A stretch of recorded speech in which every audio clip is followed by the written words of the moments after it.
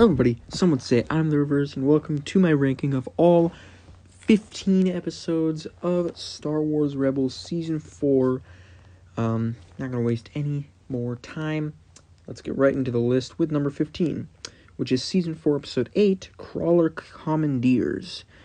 This episode has some good visuals, but the plot is mundane, it's boring, and it has Vizago, and the rebel crew basically takes over this mining ship, and they meet this Trandoshan named Seevor, which he actually dies quite brutally, which was cool to see the show go a little bit more mature. But yeah, overall the episode is boring, and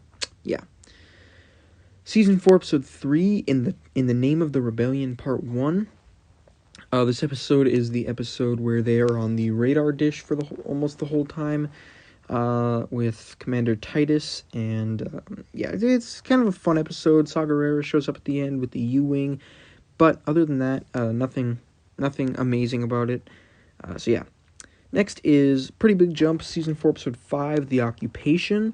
We see Yavin 4, we see Kallus being a rebel, we see Vizago again, and they return to Lothal. We get to see a little bit of romance between Hera and Kanan, which we don't get to see a lot of in this show. And the action is really good. So yeah. Next is Season 4, Episode 2, Heroes of Mandalore Part 2. We have some good jetpack action in this one. We have Sabine's little super weapon thingy. And at the end, Bo-Katan wielding the Darksaber. And it was just cool seeing Mandalorians versus the Empire and kind of how they turn the weapon against the Empire. All of that I thought was really, really cool.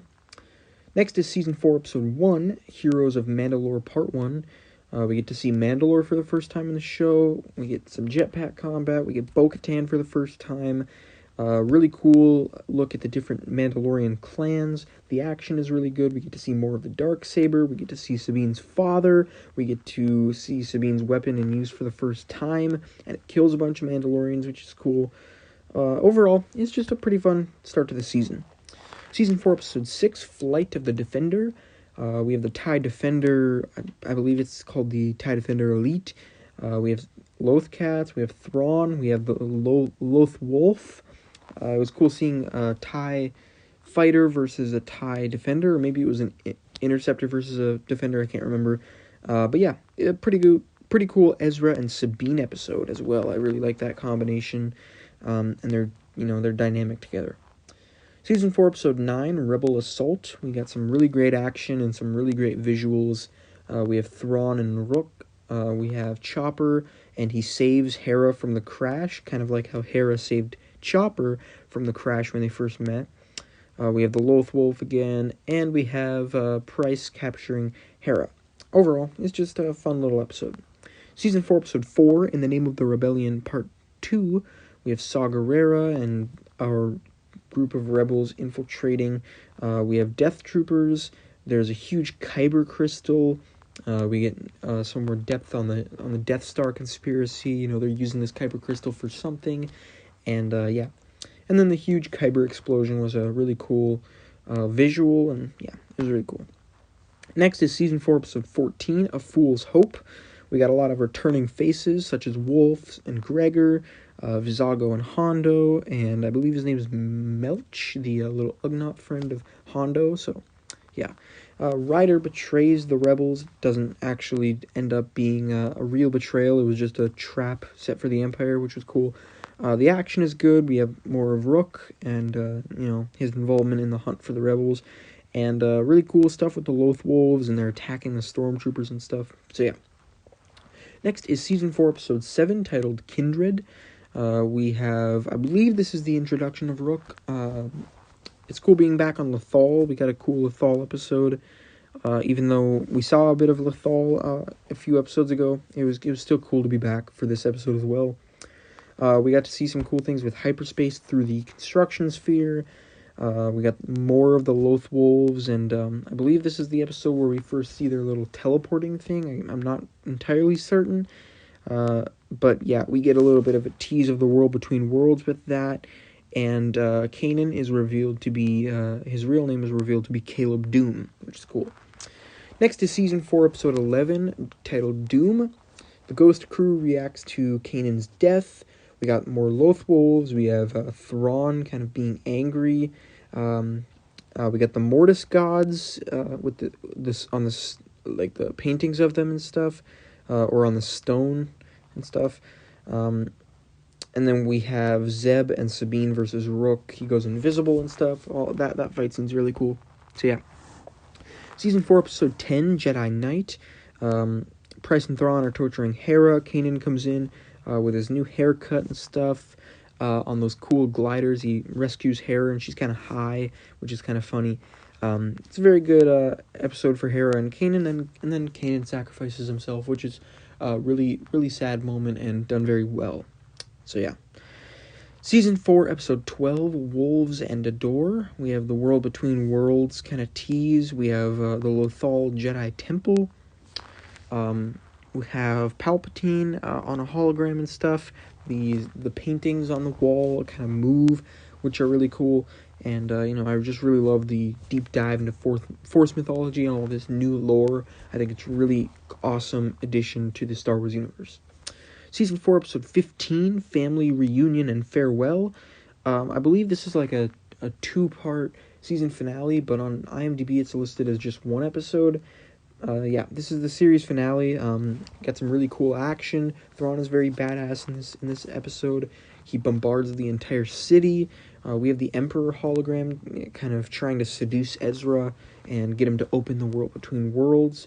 And it was cool seeing it like as the Chancellor, and it was flickering back to reveal his true form. All that was awesome. Gregor died in this episode, which was, it was a little sad. And, he's one of my favorite clones from the Clone Wars. I just really like his, what's the word? I'm having a complete brain fart where you forget everything. Amnesia.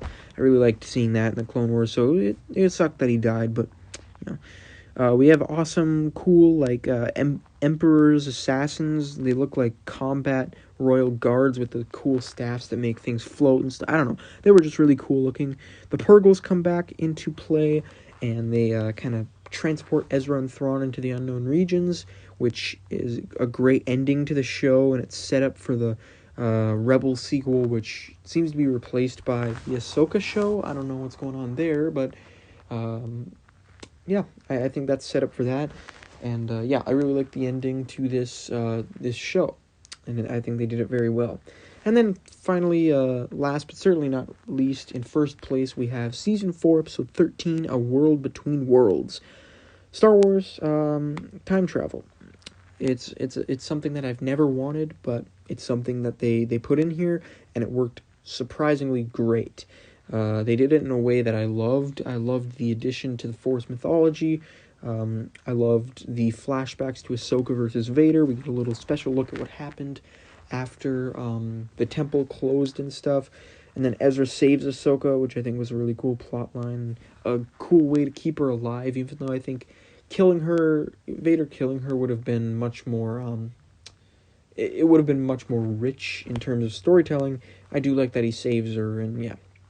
And we have Morai, and we have Palpatine trying to get into the World Between Worlds. It's just an awesome, awesome episode. One of the best episodes of this show. I love the World Between Worlds concept, and I really want to see it used more like in the Ahsoka show. So, that is my ranking. Bit of a shorter one today because there's less episodes in Season 4. But, yeah, Season 4 was a great season. Probably the second worst of the season. The third best, second worst.